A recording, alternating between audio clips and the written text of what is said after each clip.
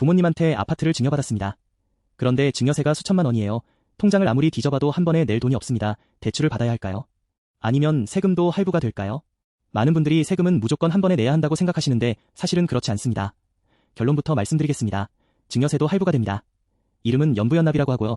최대 5년까지 나눠낼 수 있습니다. 이자율은 연 3.1%입니다. 시중 대출금리가 4에서 5%대인 걸 감안하면 상당히 낮은 수준이죠. 은행 대출보다 국세청 할부가 더 저렴하다는 겁니다. 오늘은 연부연납 제도를 완전히 파헤치고 5억 아파트와 10억 아파트 사례로 대출과 직접 비교해 보겠습니다. 끝까지 보시면 수백만 원을 아끼는 방법을 알게 되실 겁니다. 연부연납이라는 말이 좀 어렵게 느껴지시죠? 한자를 풀어보면 해마다 나눠서 늦춰낸다는 뜻입니다. 쉽게 말하면 세금 할부입니다. 법적 근거는 상속세 및 증여세법 제71조입니다. 세금을 여러 해에 걸쳐 나눠내는 제도인 거죠. 흔히 카드 할부는 다들 아시잖아요. 그것처럼 세금도 할부가 되는데 다만 카드사가 아니라 국세청이 할부를 해주는 겁니다. 증여세뿐 아니라 상속세에도 적용되는데요. 분할 기간의 차이가 있습니다. 증여세는 최대 5년까지, 상속세는 최대 10년까지 가능합니다. 상속세가 더 길게 나눠낼 수 있는 이유는 일반적으로 상속세가 금액이 더 크기 때문입니다. 핵심은 이겁니다. 세금을 한꺼번에 안 내도 되는 대신 나중에 내는 금액에 가산금이 붙습니다. 이 가산금이 바로 이자 같은 겁니다. 현재 이자율이 연 3.1%인데요. 시중 대출금리보다 상당히 낮다는 점, 이게 연부연납의 핵심 포인트입니다. 은행에서 돈 빌리면 4에서 5%를 내야 하는데 나라한테 세금을 할부로 내면 3.1%만 내면 되니까요. 같은 돈을 나눠 내는 건데 누구한테 빌리느냐에 따라 이자가 달라지는 겁니다. 그런데 아무나 연부연납을 할 수 있는 건 아닙니다. 4가지 조건을 모두 충족해야 합니다. 하나라도 빠지면 신청이 안 되니까 꼼꼼하게 확인해 보시기 바랍니다. 첫째, 납부세액이 2천만 원을 넘어야 합니다.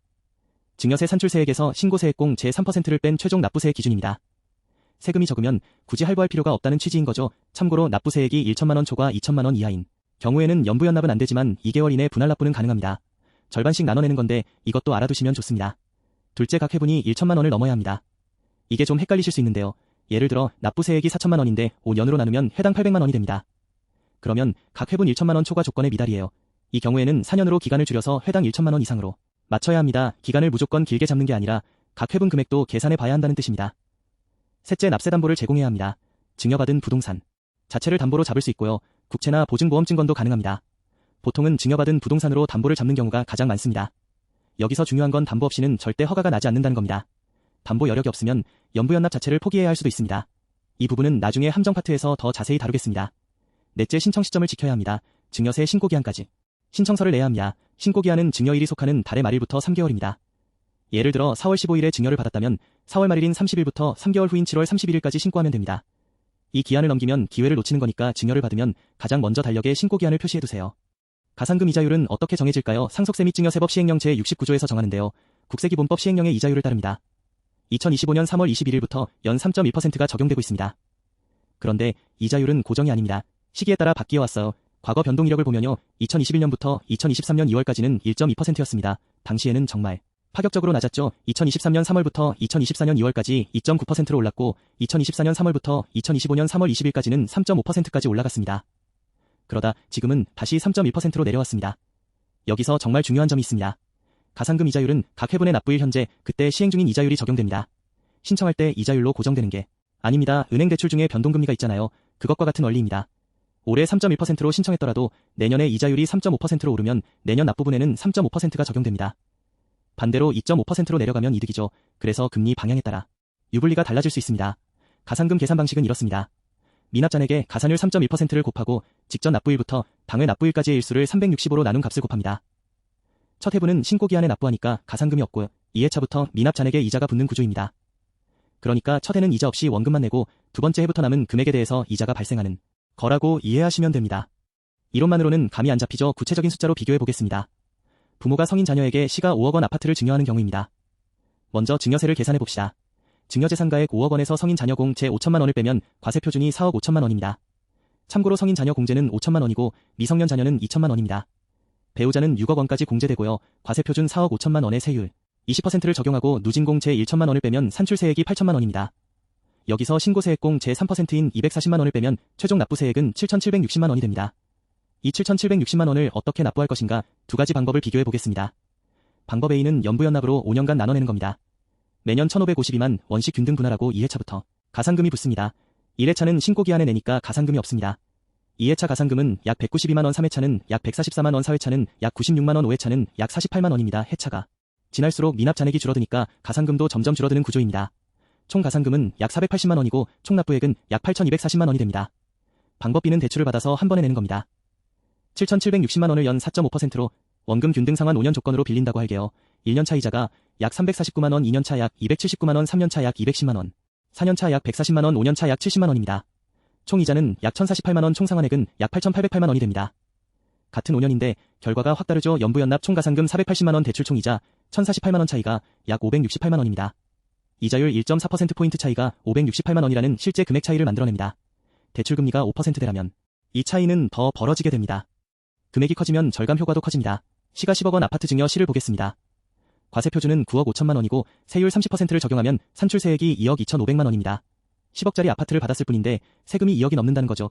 여기서 신고세액 공제를 빼면 최종 납부세액은 2억 1,825만 원이 됩니다. 이걸 한 번에 낼 수 있는 사람이 과연 얼마나 될까요? 연부연납. 연으로 하면 총 가산금이 약 1,353만 원입니다. 반면 대출 5년으로 하면 총 이자가 약 2,946만 원이나 됩니다. 차이가 무려 약 1,593만 원입니다. 거의 1,600만 원을 아끼는 겁니다. 이 돈이면 자동차 한 대 값이에요. 연부연납을 모르고 대출부터 받았다면 그만큼 손해를 보는 셈이죠. 납부세액이 클수록 절대 금액 차이는 더 벌어집니다. 금액이 커질수록 연부연납의 가치가 올라가는 겁니다. 만약 20억, 30억짜리 부동산이라면 절감액은 수천만 원까지 늘어날 수 있습니다. 고가 부동산을 증여받을수록 반드시 연부연납부터 검토하셔야 합니다. 숫자만 보면 연부연납이 압도적입니다. 그런데 현실에서는 함정이 있습니다. 세 가지를 꼭 확인하셔야 합니다. 첫 번째 함정은 담보 제공이 필수라는 점입니다. 증여받은 부동산을 담보로 잡아야 하는데 해당 부동산에 이미 근저당이 설정되어 있으면 담보 가치가 부족할 수 있습니다. 예를 들어 아파트에 기존 대출이 있어서 근저당이 잡혀 있다면 추가 담보 설정이 어려울 수 있어.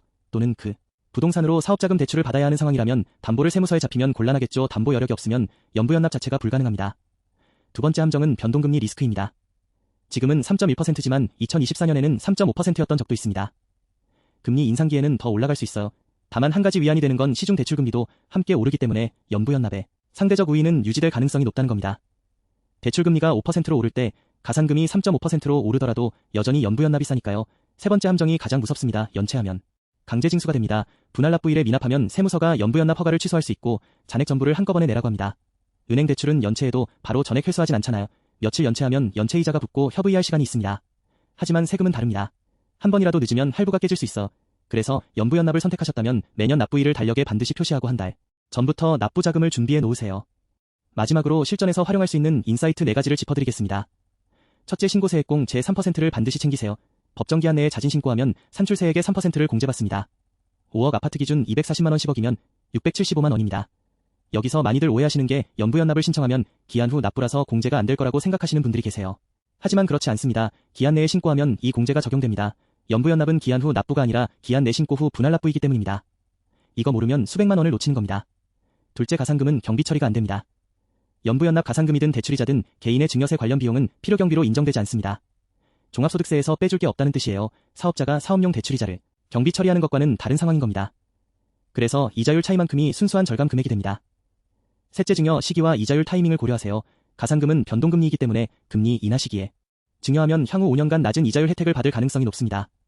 반대로 금리 인상기에 증여하면 가산금 부담이 커질 수 있으니 증여 타이밍의 금리 방향도 함께 보세요. 물론 금리만 보고 증여 시기를 정할 순 없지만 다른 조건이 비슷하다면 금리가 내려가는 시기가 유리합니다.